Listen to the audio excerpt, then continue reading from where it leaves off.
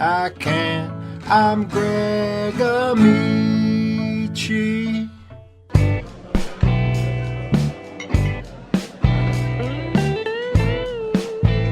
I wish more people were here.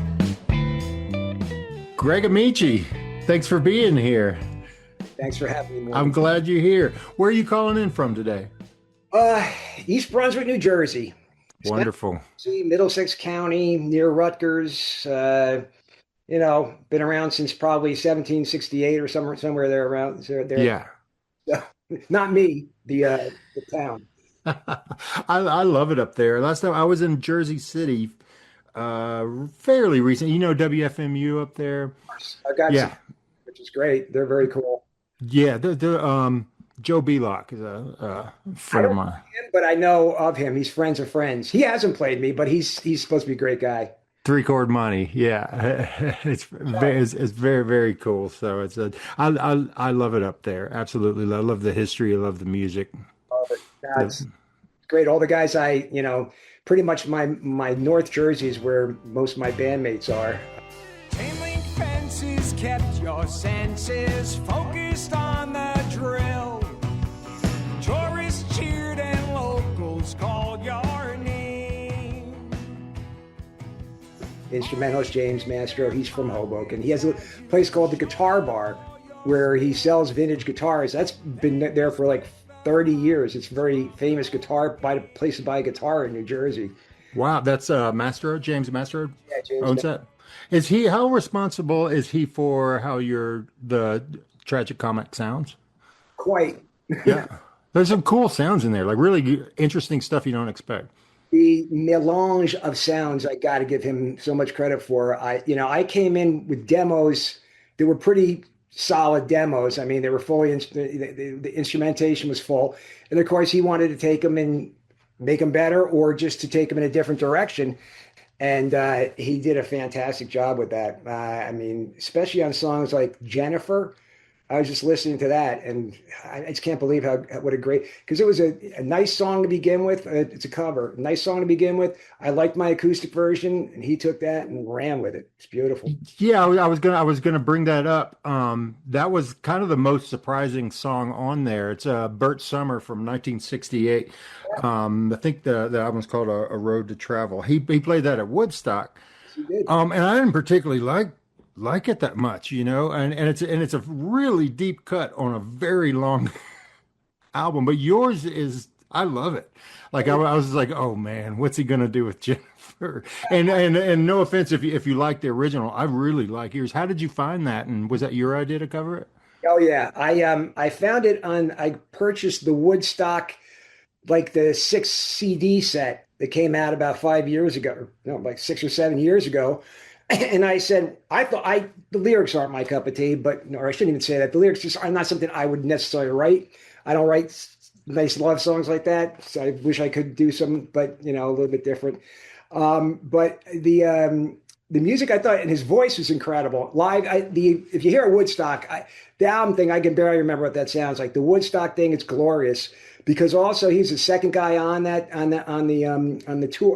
program, so nobody remembers him, and he was just lost in the ages. But I love the sound of that song, and then turn it into more of a sea shanty with that. That part was mine. Getting the acoustic kind of the vibe for it was mine. The triple time or whatever it was. Jim though really brought in that. I'd say like I want to build and some more here. And he'd get exactly what I wanted without it having to be more specific than that. So you guys had it sounds like you have a pretty good simpatico. Part of the hard part about working with people is just communication. Fantastic. I was fortunate because, only way I was fortunate was during COVID, he was very available, which is, he's a touring musician. He's got his own projects, his own album. He's had time for me then because they weren't able to do anything. So that was in 2019 and 2020 and 21. That was when the bulk of the recording was done. And so I lucked out with that, sad to say in some senses. But that was a good opportunity because now, I'd record every week. but it's tough getting everybody together now. And Ray Ketchum is the engineer and the guy who owned the studio. He was fantastic. Like I said, I've said this to people, if I had it to do over again, I'd have it a band instead of my name. But Yeah, I hear you. It's weird going by your own, I know, especially when so many people contribute so much to it, you know. I know, and you know, at the time I was starting with that, I didn't know how it was going to turn out, and I was trying to get it into a movie at that time. The first couple of songs, like the only new ones, which actually Jennifer was a song. I was in a movie, and the character's name, one of the lead characters, was Jennifer. That's why I thought that would be a good choice. And the other one is called Spin That Ball. It was a basketball movie. Spin that ball. So I didn't get in the movie, but once we got through that, I was like, man, I love recording with these guys. I'm not going to stop. That's funny. Spin that ball. I was going to ask you because we'll get into the sports thing later, but I'm pretty sure it's not about. Well, now I know it's not about Doc Boggs. No, I was listening to the lyrics. I was just like, is he singing about the time that guy threw a no-hitter on us? no, not that. No, no, no. This is more Jersey type of stuff. Jersey. Right. Right. Well, so over COVID, how much of that was were y'all in the same room? Or did you do it over email? Studio? Yeah. Rarely. Rarely. We were pretty much separated for the most part. One song, I'll Be Back, we had the full band in there doing it. As I've done a lot of recording over the years, and it really took me till maybe the second album, which is ready to go at some point, that I really felt comfortable finally loose singing.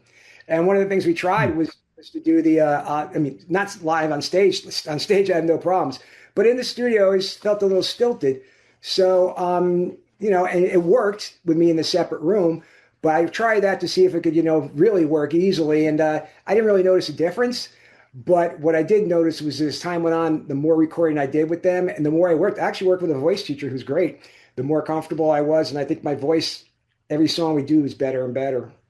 That's interesting. You did I'll Be Back with the band. You said you did that in the same room because it's kind of has the most going on. That was one of the two that really stood out for me as kind of like album favorites. That one, because I love how much it sprawls and you don't know what's going to come next. But that had to be a tough song to record, or was it not? Well, there were a lot of overdubs. I mean, Okay. the basic bass, drums, two guitarists, and my vocal was live. Everything else was, that was Jim's genius to come up with the sounds. I mean, songs like that and Junkie Eyes, they even have sort of a industrial feel to them, which that's not something I would naturally come up with, but boy, did I love it. Is that something that Mastro inserted in there? Okay. It sounds like, yeah, the simpatico thing, it's hard to collaborate with people. It sounds like this was a collaboration because you got to trust them. He's just like, that's not what I would do, but I like you.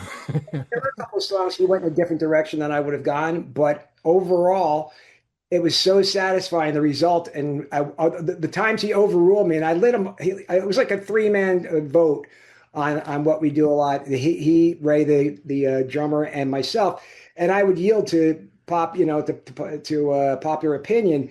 And Jim, as he said at one point in an interview, he said, I came in with my own ideas of how I wanted it to do it.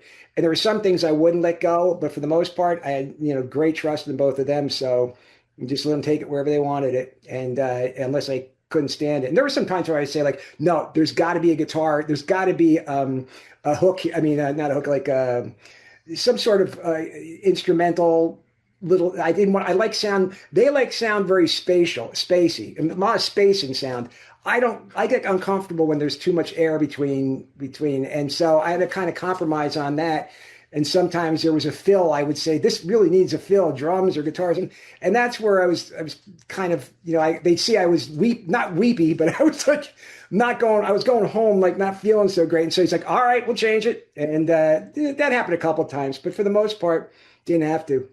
Well, that is kind of a bottom line. One thing about putting your own name on there, it's kind of like being a coach. It's like you get all the praise, but also like if it goes against your grain, you still have to live with that. And it's your name on the front of that thing. there's not one thing that I could say like, wow, I can't stand the way he did that. I would have really gone with my way. There's not one song like that. Hmm. Songs I say like I might have. I remember one song on the next album. He had me move the chorus around, and that's one thing I'm really uncomfortable with is moving words around because there's really an order to what I'm doing with that. And I succumbed, and I think the result was good. So Hmm. he wanted me to write an extra chorus. I originally just had a verse chorus, and verse chorus, and he wanted me to add a bridge. So I added those things, and it worked out well. I would have liked the other way too, but this worked out well. Is that song on Tragicomic? Now it's on the next. Okay. Yeah, isn't that interesting because there's assuming the two folks trust each other and empathize and have simpatico, they're coming from completely different perspectives. One's from the inside out and one's from the outside in. And so like James might not you might have a suggestion knowing that, later on I'm going to be doing this and this and this. This is just kind of better. This isn't the end. Whereas he could be saying just like, we need more or less or whatever. I said I was willing to take that. He's a great producer. I was willing to take his design, take his word on all that stuff. And I figure if a couple of these songs, well, not that one because I'm not going to rearrange the chorus and the verse again. But there are other songs like on this album, like Junkie Eyes. It was originally much more almost danceable. It was totally different. And then I did have acoustic versions, and he liked them better. So that's a song that's on the album, and so I think his instincts on that were great. It's also cool that he wasn't just rubber stamping whatever you asked him to do as well. No, You know, worrying for him. I mean, yeah, he's immersed. He was immersed in the project, and he's still immersed in everything we do. I mean, he's great. He's a great guy. yeah. I think. I think when you have a good, it's like anything. It's a team in that everybody has their strengths, and if you trust everybody to do their strengths, then they're like, great, I can move on. I can work on the lyrics. If you've got an idea for strings or whatever, run with it. Absolutely. Absolutely. Like maybe at some point I would play that song the way I originally played it live, but I love the way he did it this way, and also. I'm pretty easy to do things with. Unless you're like a real douche, in which case I'll go from 0 to 360. I'm open to anybody's ideas. I'm never going to be an asshole about it. I Yeah. value the other creative input, and I don't think I'm no genius. I'm almost. Well, well, there's a kind of a hybrid vigor when everybody's talented and has good ideas and trusts each other and is open to each other's ideas. That it's not always if everybody's a dumbass, then you just have a bunch. Or even if they're smart and obnoxious, I can't take it. I rather work with I don't. I can only work with people I like. That's my one requirement above all. You'd think it would be how good they are.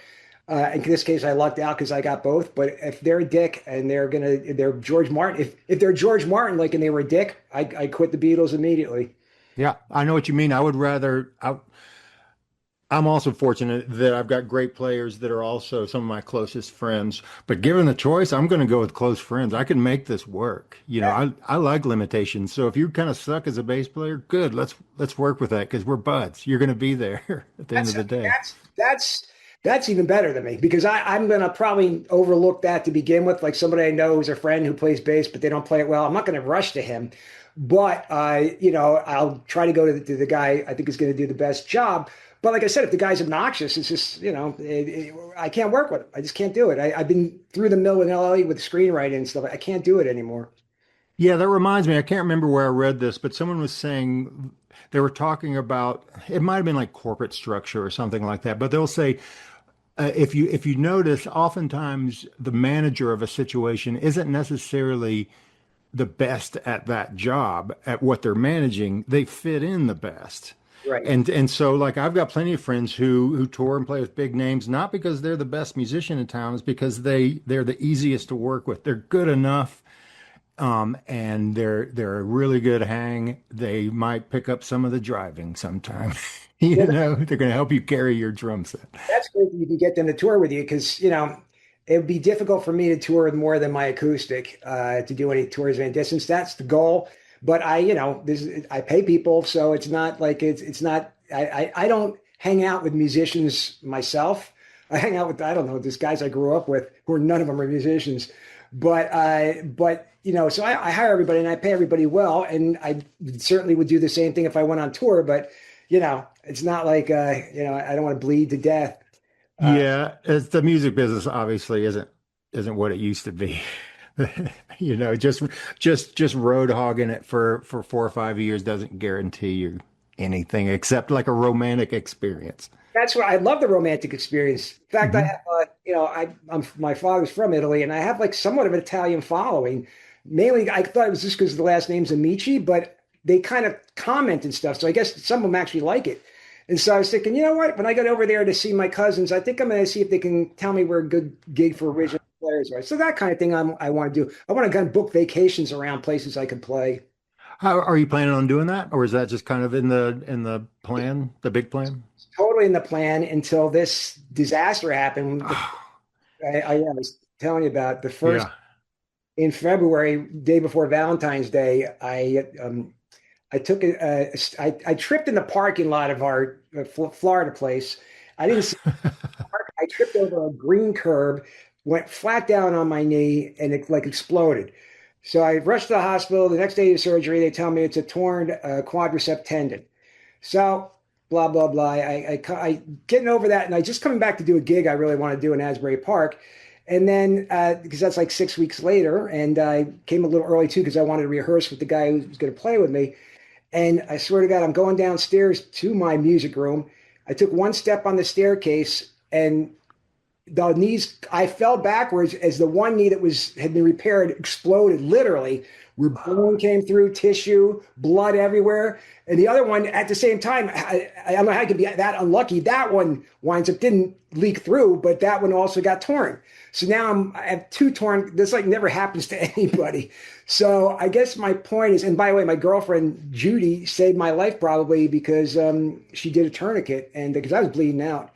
So, that's what's kind of held up. It's hard to make plans because I don't want to disappoint somebody, say, hey, I'll be ready to go in July and not be able to do it. And I have to combine that with other plans we're doing with the house and with travel and all that. So I'm a little bit in limbo right now, but I cannot wait to do a lot of playing out. I love playing out. Yeah, it's I think many of us have a hard time with an empty calendar, no matter what else is going on. But you have to learn that you're creating a void for something else to enter in later on. Right this second, yeah, I don't like seeing an empty calendar, but it's who knows what's around the horizon. And if you're just a little bit patient and if you're not treat it with such like heavy importance, if you can have kind of a light, like it sounds like you have other stuff besides music that you're doing. I know you're the jujitsu, or are you able to do that at all? That probably retired from that. And I hope the doctor said maybe in a year I could go back. And he said, I'm so freaked out by what happened on the staircase that it's hard for me to even think about my knee twisting and turning. But he said he thinks I could go back, at least in some form. So that would be great because I've been doing it since the 90s. So I love to. And it's a club I was always happy to be a part of. And you feel like out of that too. So I guess the main thing I do right now is I'm really trying to get to be a better guitar player. So I practice that. I wish I could be more disciplined with that. And also I'm trying to do some new songs and go through old tapes to find material that I, might have totally forgotten about, cassettes, to see what we could possibly reinvigorate. I think that's really smart. Yeah, it's when you have downtime, forced downtime like that. Look around. It's like I'm gonna learn to play the shit out of this guitar. Yeah. I'm gonna learn French. I don't know if it'll ever happen for me, but I think I could be a better rhythm guitar player than I am, and better playing and singing. I mean, don't get me wrong, I've been doing it for years, but I just learned different things that I could have done. Sometimes I'm sloppy with the chords and not intentionally, but it's because I'm concentrating so much on singing that I might be playing. And now I'm trying to rehearse so much that that's almost impossible. Now, Yeah. to be able to rip off any good leads or not, I don't know if that'll ever happen. Depends on your idea of good leads. I'm a Keith Richards guy, so I'm not too hung up on. Yeah, it's what you have in your head, and that's the frustrating thing. I wish I could sound out in my head. And sometimes, actually, with guys, they said like, "What was a guitar riff you had in mind?" And I'll try to play it very slowly on the guitar, or I'll sing it out. But I wouldn't just come smoothly and come on, do it myself. But Right. Well, and your music it feels like there's some sharp edges to it and some necessary precision to where it might not lend itself to this kind of like hyper improvisational lots of loose like Captain Beefheart style or just like odd Tom Waits kind of stuff. It's like, no, this has a spot. This begins here, it goes here, and then it ends here. Yeah, well, and again, that revolves around the lyrics because pretty much every song I write is a story song. Once in a while, I'll do something that's, I'll move out of that and get into something that's more lyrical, I guess, poetic. But, and if you try to it's obviously it's poetic the way you're writing it, but I mean, just the idea of like not being as linear, but that's where I come back to is the linear stuff almost. Mm-hmm. So yeah, if I'm going to have too much worry about somebody cutting in on my line or something like that, that's problematic. So, and Jim and all those guys, very respectful of the writing, very respectful lyrics. Did you know them before you started working with them? Well, I knew Jim from the Bongos. Mm-hmm. I love that band. And then I met him in the late 90s when I thought I had a backer for an album. And if she flew the coop on me because I was going to hire him to produce it. And he wasn't, he was not charging me a lot of money either. But at that time I had none. So when I relied on favors or just trying to get guys to hope they were going to be a successful rock band. And, you know how that turned out. I felt like in the end, like I had conned them. I felt really bad about that because I thought sincerely we were going to do something. And we, another typical, story where it just doesn't quite happen. Well, yeah, right. It's what you do. What is it? There's two plans. There's the one you make, and then there's the mystery. So you have to be into the mystery of it a little bit. It's kind of like having the time off. It's like I didn't plan this, but let's see what happens. This could be interesting. So you lost your. It's really interesting.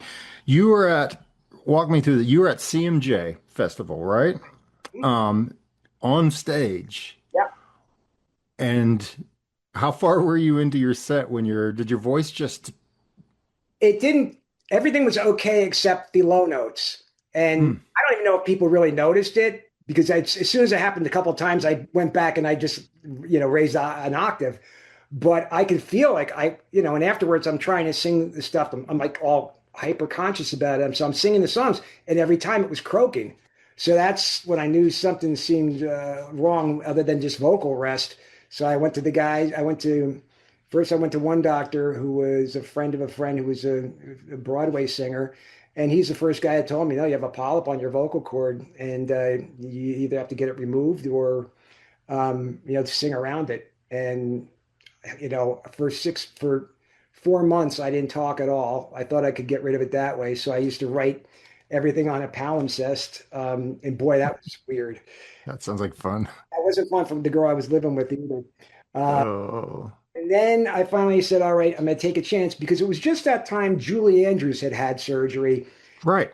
It ruined her voice. And it was a great doctor, but ruined her voice. And I was like really afraid the same thing could happen. And fortunately, this guy was so great. It was like butter on lobster, it was good. And then I realized after the fact, because in the meantime, I lost the band. I realized after the fact that had I just done it from the start, it would have been a better move. But again, who knows? Unintended consequences too. It's just like that's just life. Maybe there's a reason I'm late for the airport.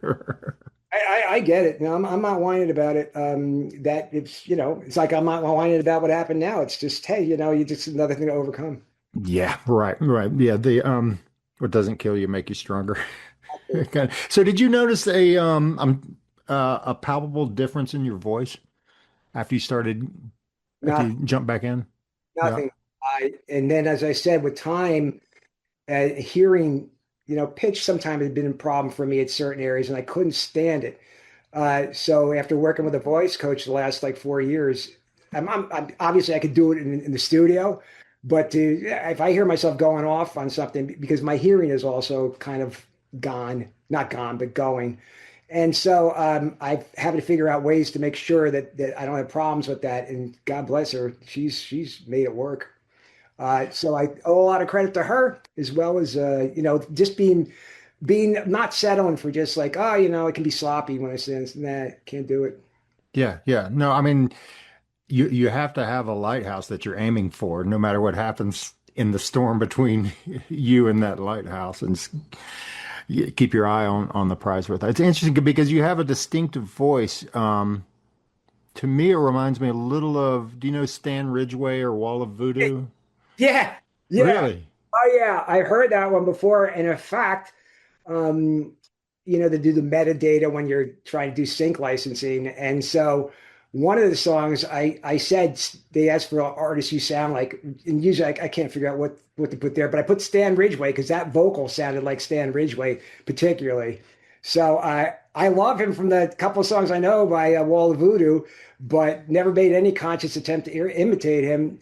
But it probably came in somehow. Yeah, you don't sound like someone who's imitating anyone else. Because when I was listening to it, I was like, what does that remind me of? And the nice thing was I couldn't peg it. It took me a while, but it's like, okay, because I was like, there's a little Lane Staley in there, a little Jello Biafra, a little Johnny Rotten maybe, because it definitely has this kind of like, there's, if I hadn't known that you were also an actor, I would say it's like, I bet this guy would be a pretty good actor because I believe what you're saying. And there's pathos behind, and which is really interesting because there's a lot of words.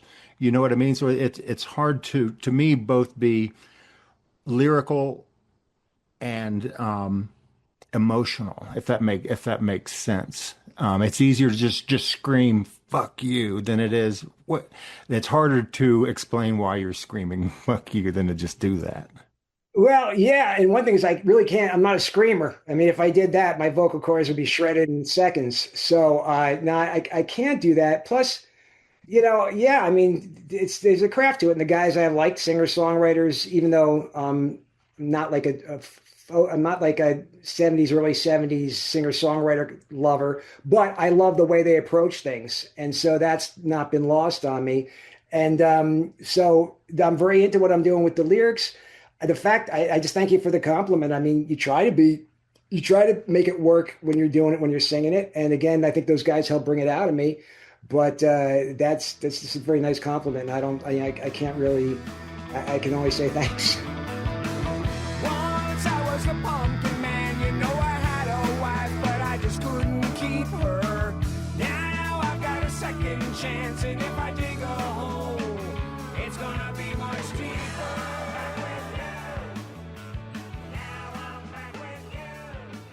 It's always interesting to me when athletes are also into music, because I was lucky to go to a very small school to where there was lots of crossover between the arts and sports. And so like playing football, throwing shot put, nobody raised an eyebrow when I was also doing drama, and I was in the chorus every day of my life for all the way up through college. But so what I'm getting at is you learn a lot of lessons. Like we were talking about a strong team. When you had the voice issues, were you able to draw on any kind of inspiration from, well, maybe like jiu-jitsu, martial arts, being down and it's just like, I've got this, even though that things don't look great right now? Yeah, that's my go-to, because when I started, I mean, I had been doing martial arts area for 20 years before that. And when I started jiu-jitsu, I sucked. I mean, a kid came down from Canada when I was first there. He was 15 years old and he destroyed me. Fortunately, I saw like a couple of years later, he was in the UFC.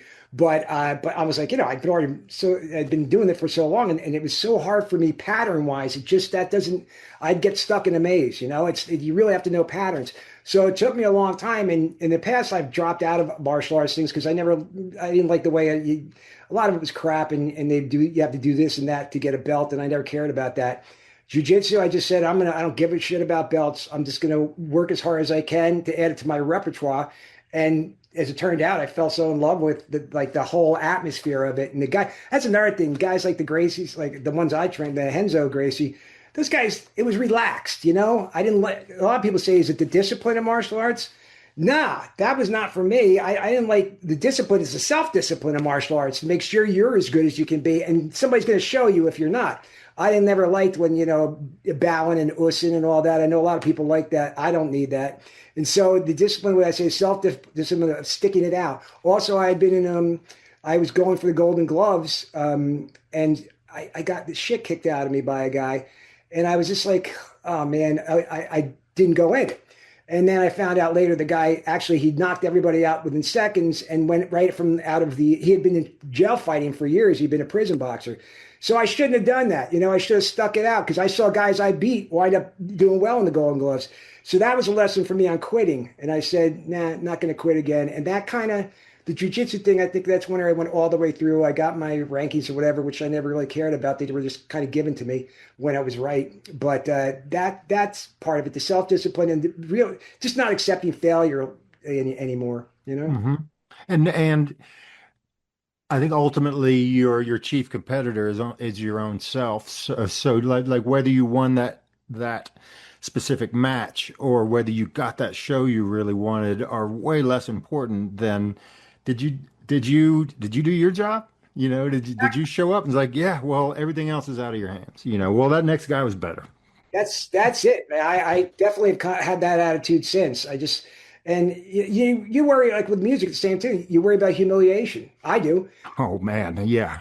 That's my fear. It's not like fear. When I was in the couple of MMA fights I did, I wasn't worried whether I won or lost. I went 1-1, but I was worried about being humiliated. And so that's why I trained so hard so that nothing could happen to me. And it's the same thing when I'm a rehearsal nut for music because I don't want to say that I didn't go in there prepared and, screwed up the words of my own songs and stuff like that, which I still do on occasion. But I want to that's what I'm saying. I was pounding down right now on getting my guitar playing better because I don't want to settle for any kind of embarrassing stuff. Not that anybody really notices it, but you do. Yeah, and there are times where I've had problems with my own song in the middle of it, and nobody really care. But you want that. You have to aspire to perfection, even though you have to settle for the good. That's funny. That just came up. I was talking to my wife yesterday about this. To where if you a great way to achieve a good way to achieve greatness is to aim for perfection, because you're not going to get it, but you might be great, and you also don't want to let great get in the way of good too. It's just like, you know what? It's starting to get late and with more time, I probably could have gotten this, but this is pretty good. Otherwise, what are you going to do? Just throw it away? because you have this idea about perfection or greatness. Absolutely. And that's why again, coming back to Jim and Ray, like I relied on them because sometimes I'd be like, no, I want to do like 10 more takes of this. And they're like, no, don't do 10 more takes. And, and that's with some actors too. They only want to do like one take and they're done. I'll do as many takes as it takes, until it goes right, as long as the director lets me. And you're being a lyrics, like I'm gleaning that you're more lyrics forward in general. Along those lines, it's like when it comes to quality control lyrics, when you're looking through a song you're writing, I've noticed that there are things that some of my heroes will let pass that I never would have.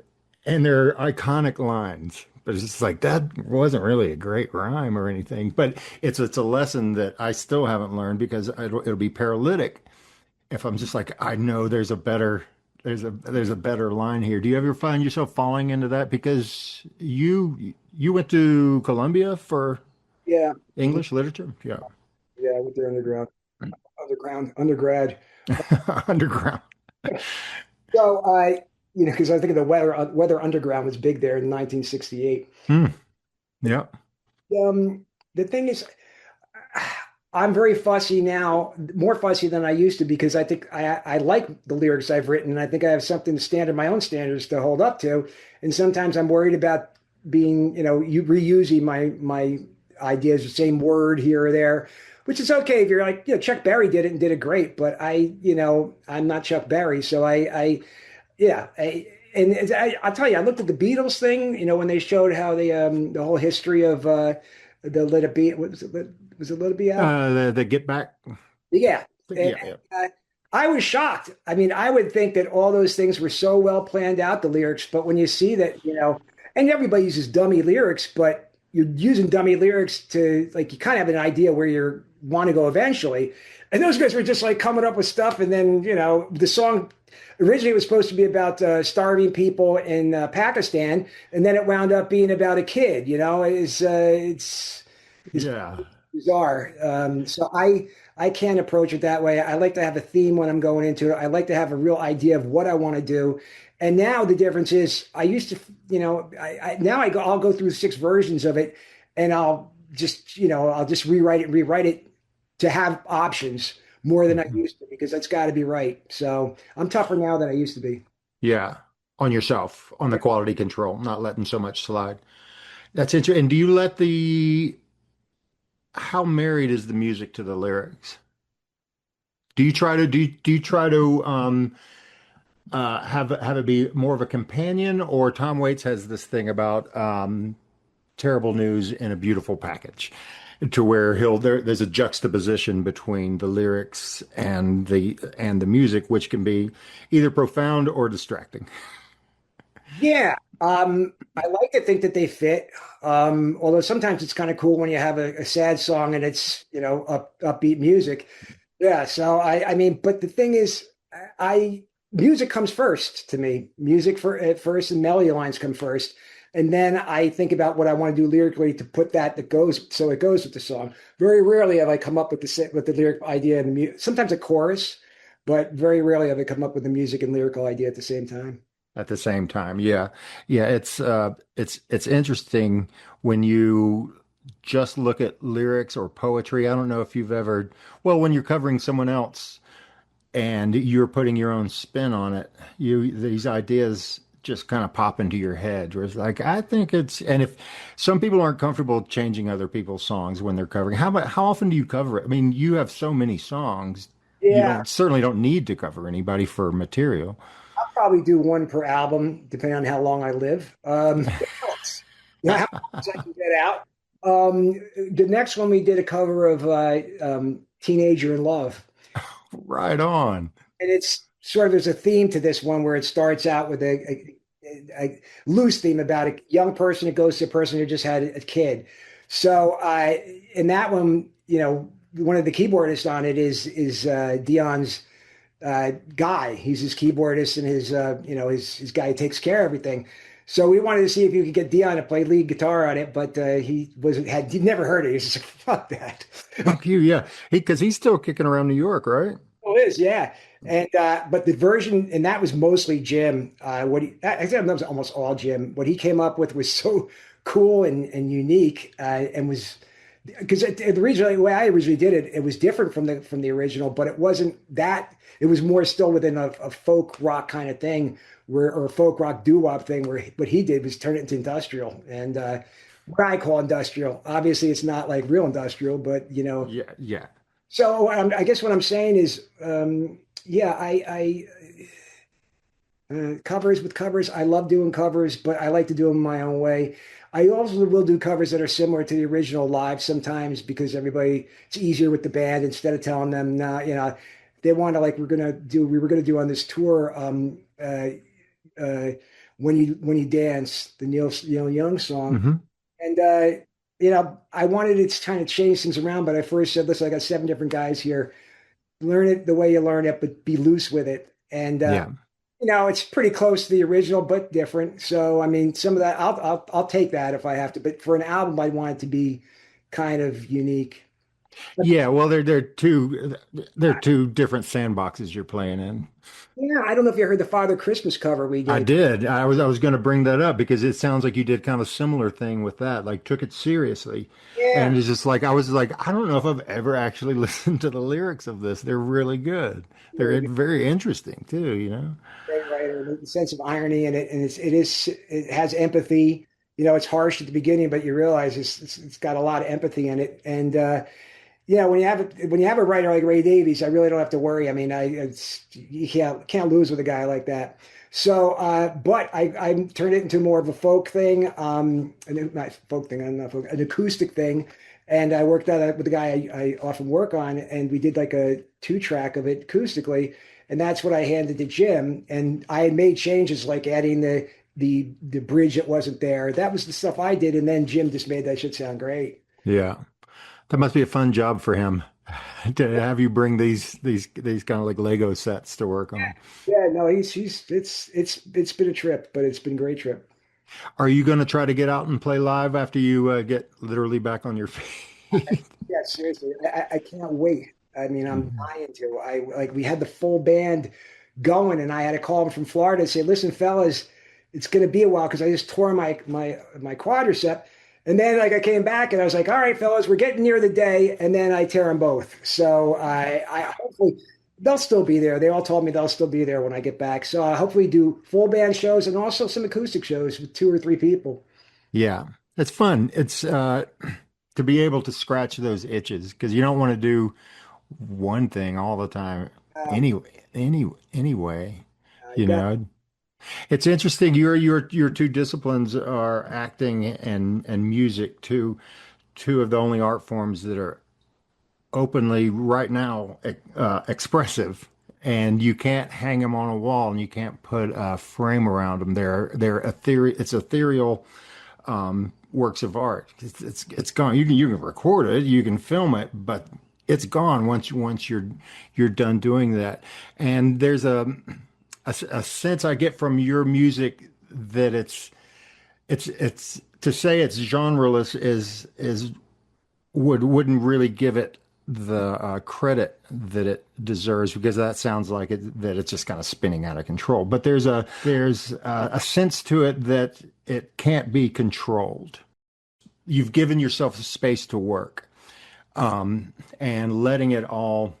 When people don't let it filter through themselves, it does feel like spinning, like like they're just throwing it all against the wall and see it works. When you allow it to filter through yourself, it's naturally cohesive because like a conversation, we'll talk about 100 things. It doesn't mean like I'm looking for something to say. No, I hear you. And the music it is eclectic and there are different styles going on there. And I asked Ray, the drummer, I said, well, is this consistent enough musically? And he said the voice keeps it together. And also I made sure there were motifs like in a song called Cynthia Come to Me, there's like a carnival keyboard, and then we brought that back in Tom Seaver. Those are the things I want to do. I wanted things to connect in some way in in terms of production. So those are the kind of production ideas I would have to try to link things together. I think when I was listening, I know exactly. I meant to make a note of that kind of circus feel, and that to me, it's not all over the album, but if you do listen to the entire album, when you have that kind of like peppered in there, it does give it kind of in general a kind of a circus feel, not in the way the music sounds, but in the way of just like what's going to happen next. Just like let me bring your attention to the third ring over here. We have dancing elephants. Over here we have clowns in a Volkswagen. Yeah, But well, it's all the same circus. yeah. And I mean, I like Fellini, love Fellini. So that's There you it's always in the back of my mind. And again, it's got to be you got to have songs that are fun and have that. That's another thing because it's called Tragicomic. So I have a certain amount of songs that are really kind of at the end, you kind of feel for the guy, for the character, and then there are other ones where it is almost a goof, like No Fool and Cynthia Come to Me, except it's a goof that's done, I think, well. I'm not like I'm coming up with lyrics that are fun, but also I think they're well done. But the idea in the end is that's not a tragedy song. Tragedy songs, I still divide them that way. Tragedy songs are where somebody dies at the end, and then most of the songs are in between. It's Martin Scorsese movie or Sopranos where there's a lot of humor in the drama.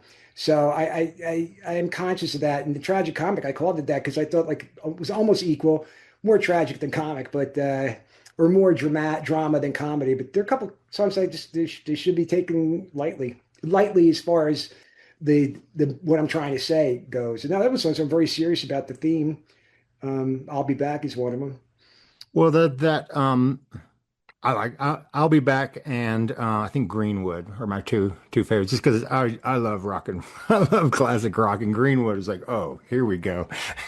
That's Elton John. Like all right, we're fighting kind of rock. But the tragic comic, you can't have one without the other, and so like one informs the other. And I think when Scorsese inserts the comedy, it makes the tragedy that much heavier because you have something to kind of like compare it to. You can't have an I without a you. You can't have with and the tragedy makes the comedy that much funnier because it's kind of like, there's a nervous quality to it.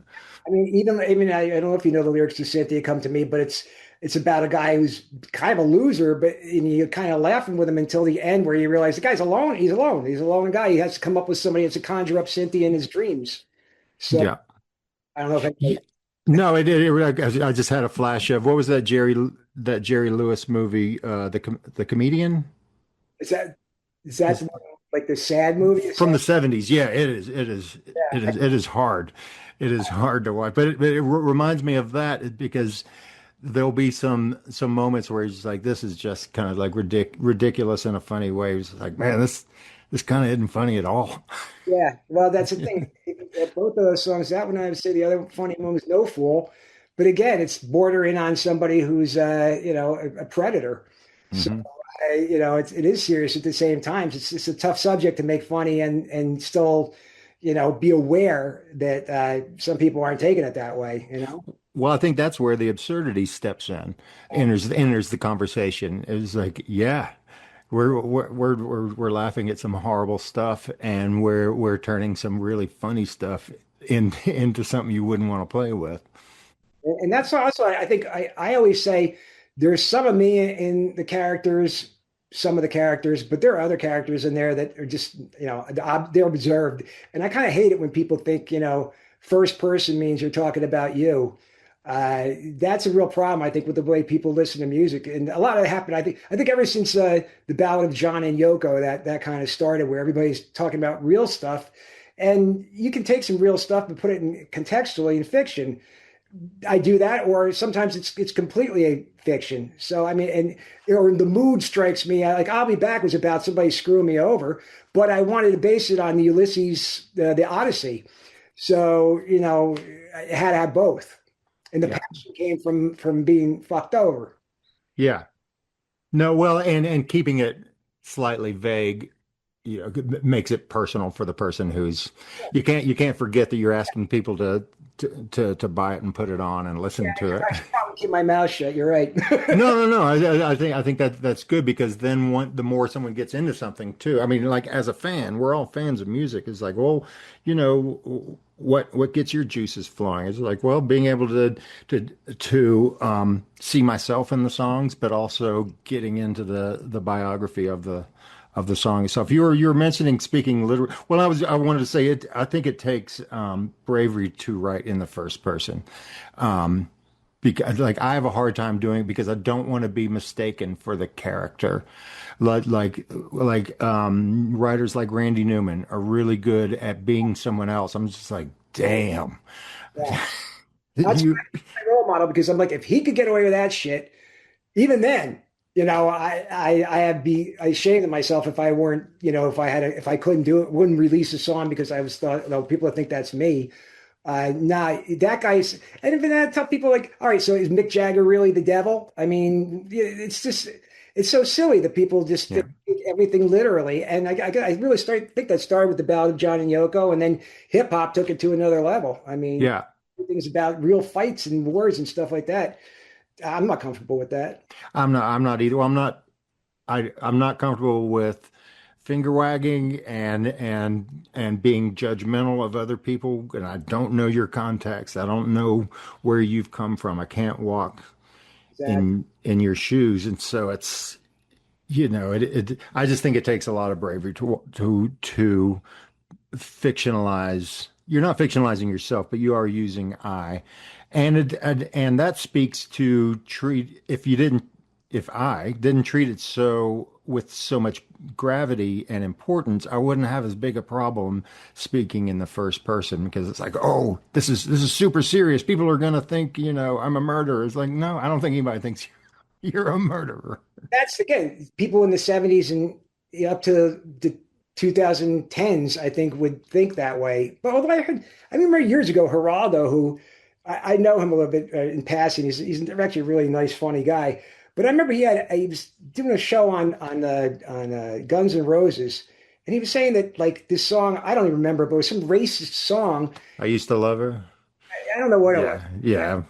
And but I was like, he's saying that, that's as if that's that guy speaking. I mean, maybe it is. I don't know what Axl Rose has got on his mind, but don't just presume that. I mean, and call the guy a racist because one of his characters is a racist like Randy Newman's. Right. And it's I think you can presume because they're making art right now. He's not standing on the corner saying the sky is falling as a, if you put the sky is falling into words, then it's just a yarn. You put a sandwich board over your over your shoulders and go stand out in Times Square and say the sky's falling, or mouth off some lyrics to a Randy Newman song. You're going to be in trouble. Yeah, well, that's a shame. Not that it's context. Yeah, I see guys who I thought were great artists and still think they're great artists doing stuff that is just so not artistic. It's just screaming and yelling about circumstances, be it political or social, and not like having the time to craft something. Like, I'll give you a good example of a good one would be Neil Young's Ohio. I mean, that was well written, the lyrics. It wasn't just something where you just started screaming about this or that, and you're just obviously doing propaganda, and let your propaganda fall between the lines, Yeah, it wasn't just a hot take. He treated it with the sincerity that it deserved, as opposed to just like, I just read something on Facebook and I'm going to write a song about it. It's like, maybe cool your jets just a second. And if you really believe in this thing, then make your point. Yeah. It's like, make your point better than just shaking your fist at the clouds. Yeah, I couldn't agree more. That's I find a little disturbing when great artists will stoop to that. Yeah, you tend to see it more in older artists. I feel like who just like have less and less fucks to give, and they're just getting stuff off their chest, or who knows what people's mindsets are too, especially musicians and artists. I would say in the entertainment arts that the people who are getting older, and of course we're talking about the Eric Claptons and the Van Morrisons of the world, who really don't have anything to prove as far as from where I'm sitting, but they might look in the mirror and be just like I used to, there was a time when all of you would have worked for me, and now you want me to wear a mask. Fuck you. Yeah. It's like, yeah, okay. I don't know their recent material, so I couldn't tell you if it was if I thought it was artfully done or whatever. But it just seems to be a trend, and to me that's not going to be lasting. In 20 years that'll look ridiculous. Yeah, history's not going to be real kind. Ohio, 6 years from now will still be a classic because of the import put into the lyrics and the story. And yeah, it's specific, but it's also timeless. I was going to say, isn't it interesting that you almost can't get more specific of a song than "For Dead in Ohio" without just giving out people's names and social security numbers. Yet it still resonates with someone in 2026 who, like, none of these facts from the song have anything to do with me going to the grocery store today. But what led to them is absolutely still, those ideas are absolutely still around, and these are the consequences. Just because it happened a few years ago, it's a drop in the bucket as far as time goes. I mean, and so many, even songs from the 30s and 40s. I mean, some of the folk rock the folk from then is still significant. Some stuff that even Pete Seeger wrote or whatever still has, because it's not so on the nose, and sometimes it is. Sometimes it's very on the nose. But the ones that aren't on the nose that are, and Dylan, I mean, when he's talking about blowing in the wind, I mean, that's fantastic. It'd be taken a million ways, but it's very specific what he's talking about. But that's art. Yeah. Yeah. And and good art should at least make you think, if not make you a little uncomfortable, or be able to. You shouldn't be afraid of that. Anything that can kind of like almost like meditation, anything that can kind of break the chain of the stream of thought. What do I have to do next? What do I have to do next? And kind of like stop the machine of being human for a second and and just break out, even if it's for a few minutes to make you think. Whether you agree with it or not is almost secondary, because what are you going to do about it? Yeah. What you're thinking when you're 20 and what you're thinking when you're 80, if you're lucky to live that long. I mean, Yeah. when you see rock stars that have to, that's why, songs I write from a younger person's perspective when I was young, in the next album, I'm doing them all at once, or some of them all at once, because I have to be able to show that I'm not, I don't think like this. I am a little self-conscious about that, me writing a song from a 20-year-old's perspective. But I was probably near 20 when I wrote it. So, as long as it's not corny, I'll rehash it, I'll play it. But you have to kind of you can't always take for granted that people understand that you're inhabiting a character. So I understand both sides. I understand where you're coming from when you say you're not comfortable always writing in first person, because I know how things are now. I got one that it's on the second album that I really was like, oh, people are going to take this wrong. But fuck it. It's like, that's a good thing about being older. I don't give a shit anymore. Right. Yeah. The fuck what are you going to do to me now? Well, that's get back to the Claptons and the Van Morrisons. That's them. It's just like, yeah, I don't give a fuck. Yeah, it looks like you don't. Yeah. Well, but with them, they've got nothing to prove, and that can go either way, obviously. Yeah. Well, I mean, to me, it's always just gonna be like pleasing yourself, and not to be selfish or narcissistic in that sense. But if you can please yourself, then you might be able to please some other people. If you can't make yourself happy, everybody will think you suck. It's funny. I'm not a huge Jimmy Buffett song, but he's got a song where the lyrics are something like, "If I'm busy making music for money, who's going to make music for me?" It's like the one person who's left out of this equation is me. If you don't, if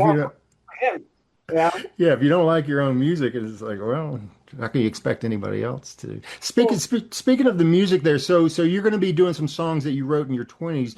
You get the lyrics make sense. Did the initial music change?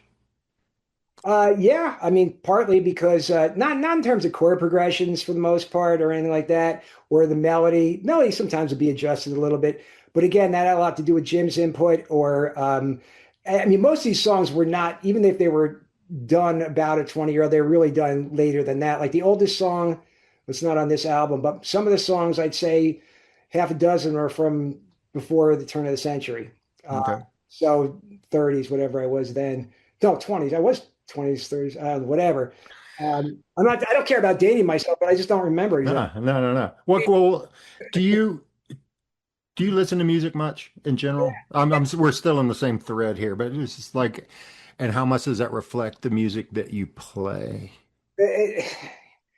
I do a lot of it to keep up with what's going on production wise. I bought a lot of 2020's album. I still buy CDs. I love CDs. So I have a lot of 2020 CDs, which frankly, most of them I don't enjoy that much, but I want to be aware of them. But if I really want to get into what I love, I got to go back to the Beatles or the Who, or XTC was one of my favorite bands. Those are bands I can listen to a lot. But I try to just, at this point, I also try to check out as much jazz and some classical as I can, because you get ideas that way sometimes that are going to be more discreet, Yeah, I'm a big fan of the shuffle on my playlist, just to see what happens. You know, because if you have a broad palette like you do, you don't know what's next, what's going to come up, and sometimes I'll fast forward, but sometimes I'll just be like, okay, this is what the algorithmic God has sent me right now. Let's see why. And 9 times out of 10, the funny thing is, like, if I'm out riding around, it stops right when I get home. So this is my little soundtrack. I didn't like every song, but here we are. And so, do you listen to music when you're recording and writing? I don't not listen to it. I tell you, some people just go full blackout. They're not going to be influenced. Somebody you're listening to a lot of effects, and they're good. I mean, I'll give you an example. It's the nice thing about finding old albums that are on these greatest albums never heard lists. I didn't know that much about Fairport Convention, and I knew a couple of Richard Thompson songs that I thought were great. But after getting his whole catalog, I mean, the guy is brilliant. I mean, that and it got me through. And then I got back to all the Fairport Convention stuff, which is so hippie, this kind of stuff I love, even though I'm not much of a hippie type. I love that kind of music. Yeah. And so that was a big turn on for me. I don't know if it filtered into anything I do, but boy, do I think that guy is just tremendous. And I wouldn't have been turned on to that if I was all of a sudden up moratorium on listening to other music. You know? True. Yeah. Yeah. That's funny. They're a group that I had made my mind up about before I ever heard them. I was like, I am not gonna like this. Sure enough, I was in a band where we learned one of their songs. Is like, man, Sandy Denny is incredible. Richard Thompson is one of my favorite bands now. I'm sorry. What it was? It was "Come All Ye Strangers." Yeah. Fantastic song. Yeah, it's like where's this been all my life? It's been on the other side of the gate that I put up because I was too cool to listen to Fairport Convention. That's a perfect example, like that Cropody when they have the live songs from their festival that they throw every year. That's a perfect example of something I would listen to a lot as far as music goes. Other than that, I don't try to get away from music, but unless it's going to add up to something, my ears, I've heard everything so many times that unless I get a treat like that where I find something, wow, I didn't know this guy was that good, then I'm not like focusing on listening either. It's just like I don't deny myself, but I don't indulge it really either. Right. I would think that's where a good collaborator comes in, like James, to know techniques that like I'm not paying attention to recording techniques, or just as like you, or it's really hip to use this type of synthesizers. Like, yeah, I love it. I never would have known to do that had you. But I mean, it's a blessing and a curse to have always loved older music in that I don't have to feel like the music needs to be modern or current because it's never been. I'm not starting a new career, but recording techniques and throwing like weird stuff in there, I love it. Yeah, anything to throw an elbow, which you get in your record. There are some things taken straightforward that it still would have been a good song, but it's kind of elevated not elevated, it's expanded with this weird unidentifiable sounds that draw you in. Like a lot of that is Jim and Ray, but you do go for you want it. Yeah, you want to make it. You asked before if the songs are the same. No, for that reason. And then I mean, like, so I listened to for that in the productions, but I'm amazed now that songwriters will have like songwriter camps and 7 people writing their. What the fuck is that? I mean, I shouldn't say that. Who am I to judge? But right. I don't get it. It's sort of like, is that difficult for you to sit down and write good words? You know, it is. I think. I mean, yeah. A friend of mine hosted one of those in Black Mountain, North Carolina, and Jim Lauderdale came out. I don't know if you know who he is, a great writer, and I did it because I didn't have to pay for it or anything. It was like, let's see what's going on, and a lot of it to me felt cringy, but it was also because most of the people there really were starting at ground level, and no, they did not know how to words. I wasn't even leading the thing, and I was just like, what if you just but 2 verses in a row and then the chorus instead of going right to the chorus. Like, oh yeah, it's like learning to ride a bike. It's like this is just mechanical. This is what works and what doesn't, and then you can start writing your song. Yeah, dare to fail, because the lyrics I wrote back when I was a teenager, I mean, they're fucking horrible.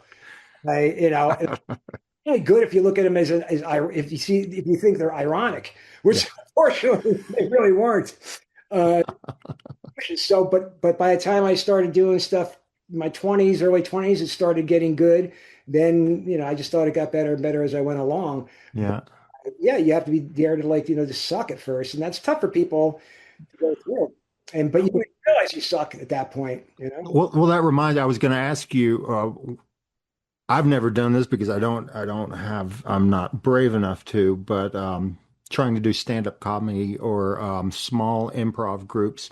Talk about humiliation, but it seems like getting it wrong is the only way to get it right. So it's kind of a catch-22 if you don't want to be in front of people and be humiliated. It's like, well, yeah, there's only one way out of the pool. Well, you know what? I'm applying it to my specialty because, to tell you the truth, I first got that line when I was in a theater group, and they were having everybody doing improvs that were like I couldn't do that shit that they do with the groundlings or whatever. I just couldn't do it. And the guy said, well, dare to fail. And so I dared to fail and I failed. But what I learned is that's not my cup of tea. I could improv all day long, but not like comic bits. Don't tell me 1923, Herbert Hoover. Come up with something funny with that. I mean, I don't know how most people do that. And again, preparation means something to me. So if I'm improvising, it's because I've been prepared for what I'm getting into.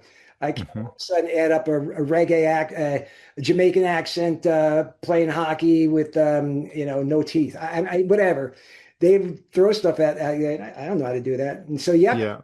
Most important lesson, I think, also not most, but one of the most is to learn what you're capable of and what you're not capable of. If you really want to do what you're not capable of, work your ass off to get there. If you realize that's not your strong suit, then don't. Yeah. My favorite quote from my dad was, "Do what you're good at." and you're kind of just done, And it's pretty simple. Try it anyway, and then if you find, like I said, if you're sucking 10, I shouldn't say stuff like that, but if you kind of suck 10 years down, everybody thinks you suck, and you've been writing songs for 10 years, maybe consider something different, or if you love it that much, write it and enjoy playing it for yourself at home. Exactly. This is like go learn to sail. Go which way the wind is blowing. Keep your eye on the lighthouse. But if a 14-piece band isn't working out, think about a duo. And also, is the mother invention. I'm Mr. Cliche today. Yeah. Like for financial reasons or whatever, if I have to do acoustic shows alone, I want to do a full band and exciting stuff. Right now, I couldn't even run from side to side on the stage as a front man. That might be a long time. So I got to go out and do acoustic. And fortunately, I love doing it. And a lot of songs are originally written on acoustic guitar, but necessity forces you into it. And necessity would be if you really can't write songs 10 years down the line, that you're making no money and that your wife is pregnant, that will turn you into doing something else that you might really love. Right. It's like this didn't work out. You don't want to be so dogged in your pursuit that you've got blinders on to where maybe you can get there on a different path. The one you can't be married to a single path. It's like, well, it doesn't exist, not for you. It's too narrow, or it's too wide, it's too steep. But there's one over here. I know that's not what you were thinking. Exactly. That's why people want to be actors fail, but they wind up being directors, or they might wind up being in the business end of it, which is but they, they'll gravitate towards what they were naturally more inclined to do, or where there's more opportunity. Obviously, you go to LA to be an actor, good fucking luck, Right.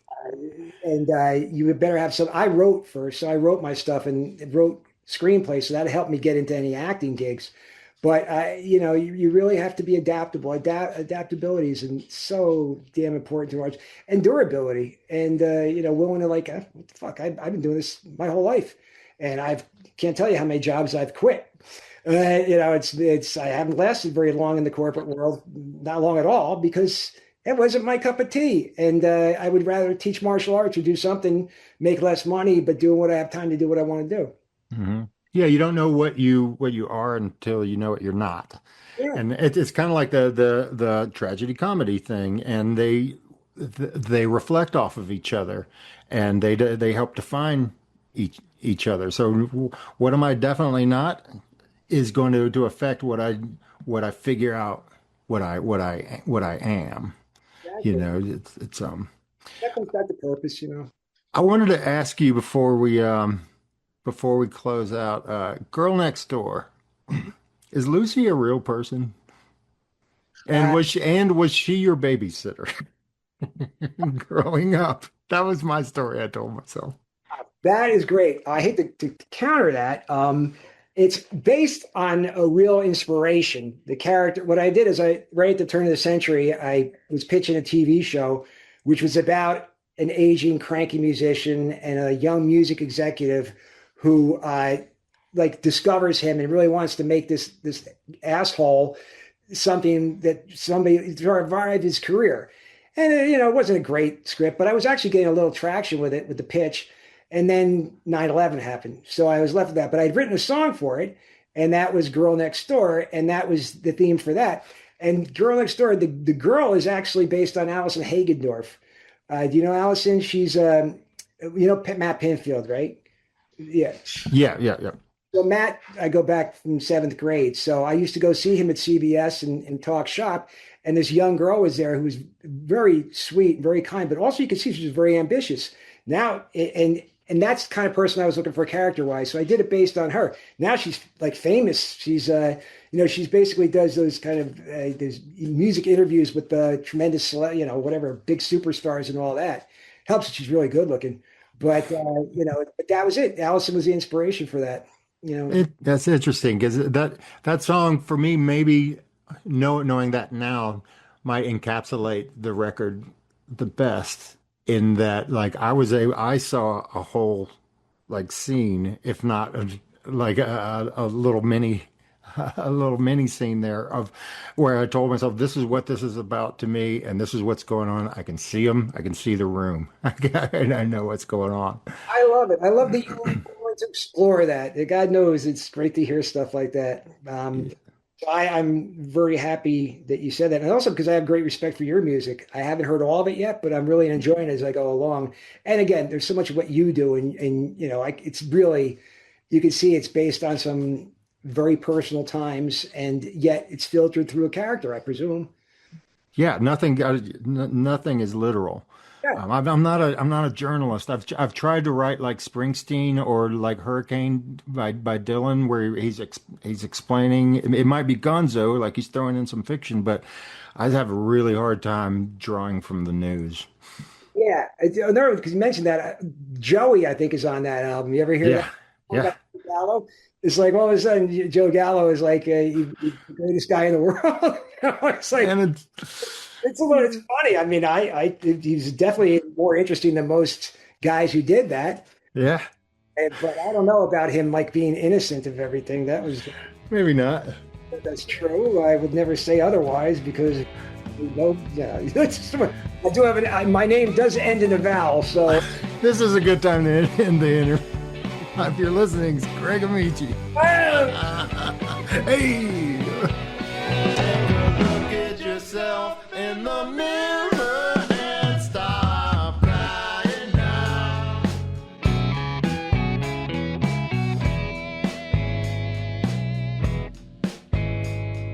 My social media person said, remember to say the album is Tragicomic, Greg Amici, Amici. And it's available on gregamici.com. You can go to it. And that has all the web tree on it. And the new video I just have out, Junkie Eyes, that's on YouTube. So if you go to Greg Amici Music on YouTube, you can check that out. I'm Carl Castle, and this is the House of Morgan. I'm 6'3", and I can lift 200 pounds over my head. I can't believe I just did that because I've never done something like that before.